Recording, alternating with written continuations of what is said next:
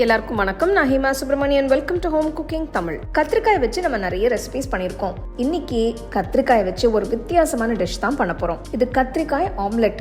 சாஃப்டா வெந்த முட்டை, நல்ல ஃப்ரெஷ்ஷான கத்திரிக்காய் மசாலா எல்லாம் சேர்த்து செய்யற இந்த ஆம்லெட் ரொம்ப டேஸ்டா இருக்கும். ஸோ வாங்க இந்த ஸ்பெஷல் ஆம்லெட் எப்படி செய்யறதுன்னு பார்க்கலாம். இந்த ரெசிபிக்கு நல்ல பெருசா இருக்கிற ஃப்ரெஷ்ஷான கத்திரிக்காயை எடுத்துக்கலாம். இது நம்ம எப்பவுமே யூஸ் பண்ற வெரைட்டி இல்ல, கொஞ்சம் பெரிய சைஸ் கத்திரிக்காய்.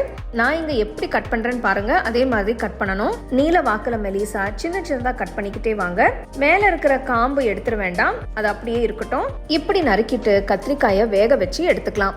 ஒரு சாஸ்பேன்ல தேவையான அளவு தண்ணியை ஊத்தி அதுல 1/2 டீஸ்பூன் அளவுக்கு உப்பு சேர்த்து கலந்து தண்ணியை நல்லா கொதிக்க விடுங்க. இப்போ கத்திரிக்காயை மெதுவா சேர்த்து ஒரு 10 நிமிஷம் குக் பண்ணுங்க. 10 நிமிஷம் நல்லா சாஃப்டா வெந்ததும் ஸ்டோவை ஆஃப் பண்ணிட்டு கத்திரிக்காயை சுடு தண்ணில இருந்து எடுத்து தனியா வச்சிருங்க. ஒரு சின்ன பவுல்ல 3 முட்டையை உடைச்சு ஊத்திக்கலாம். முட்டையில கொஞ்சமா உப்பு, மிளகுத்தூள் சேர்த்து முட்டையை நல்லா பீட் பண்ணி எடுத்து வச்சுக்கலாம்.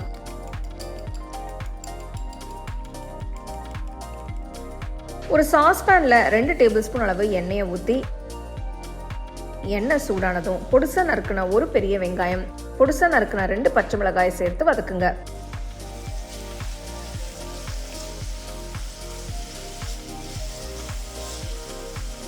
வெங்காயத்தை 2 நிமிஷம் வதக்கிட்டு 1 டீஸ்பூன் ஃப்ரெஷ்ஷான இஞ்சி பூண்டு விழுது சேர்த்து மிக்ஸ் பண்ணுங்க.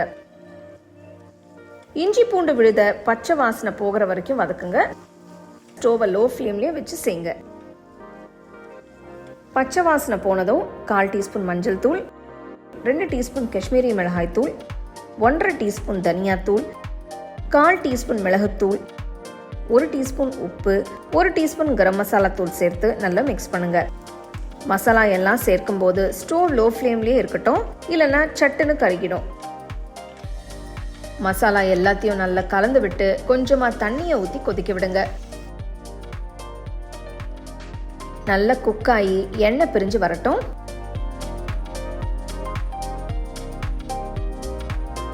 வேக வச்சு எடுத்து வச்சிருக்கிற கத்திரிக்காயை நான் இங்க பேன்ல எப்படி வச்சிருக்கேன்னு பாருங்க. அதே மாதிரி வச்சுட்டு பேனை மூடி ஒரு 5 நிமிஷம் வேக விடுங்க.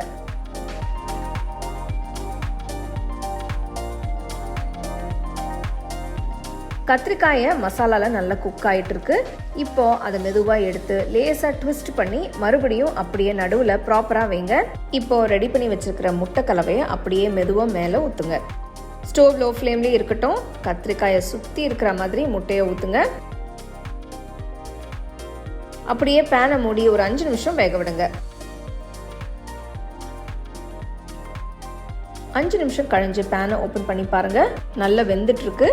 இப்போ சைடெல்லாம் எடுத்து விடுங்க. மறுபடி மூடி முட்டையை நல்லா ஃபுல்லாக வேகிற வரைக்கும் குக் பண்ணுங்க.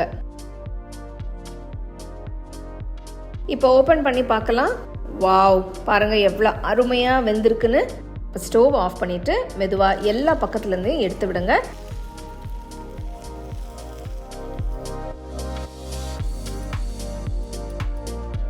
ஆம்லெட்டை அப்படியே எடுத்துட்டு ஒரு பிளேட்டுக்கு மாற்றிடலாம். நான் இங்கே சொல்லியிருக்கிற ஸ்டெப்ஸ் எல்லாம் அப்படியே ஃபாலோ பண்ணிங்கன்னா உங்களுக்கும் கரெக்டாக வரும். அவ்வளோதாங்க, ரொம்பவே அருமையான கத்திரிக்காய் ஆம்லெட் தயாராகிடுச்சு. இந்த கத்திரிக்காய் மசாலா ஆம்லெட்டை நீங்கள் அப்படியே சாப்பிடலாம். நல்ல சூடான சாதத்தோட சைட் டிஷ்ஷாகவும் வச்சு சாப்பிடலாம்.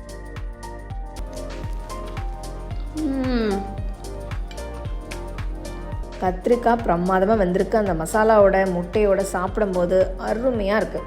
நல்ல ஃப்ரெஷ்ஷான பெரிய சைஸ் கத்திரிக்காய் பார்த்தீங்கன்னா கண்டிப்பாக வாங்கிட்டு இந்த ரெசிபியை ட்ரை பண்ணி எப்படி இருந்ததுன்னு எனக்கு சொல்லுங்கள். அப்படியே உங்கள் ஃபேமிலி ஃப்ரெண்ட்ஸோட ஷேர் பண்ணிக்கோங்க. உங்களுக்கு நான் இந்த வீடியோவில் யூஸ் பண்ணுற ப்ராடக்ட்ஸ் பிடிச்சதுன்னா கீழே டேக் பண்ணியிருக்கேன், செக் பண்ணி பாருங்கள். டீட்டெயில்டான ரெசிபிக்கு homecookingShow.in வெப்சைட்டை செக் பண்ணுங்கள். All my home cooking digital cookbooks are now available on shop.homecookingshow.in. Download and start cooking today.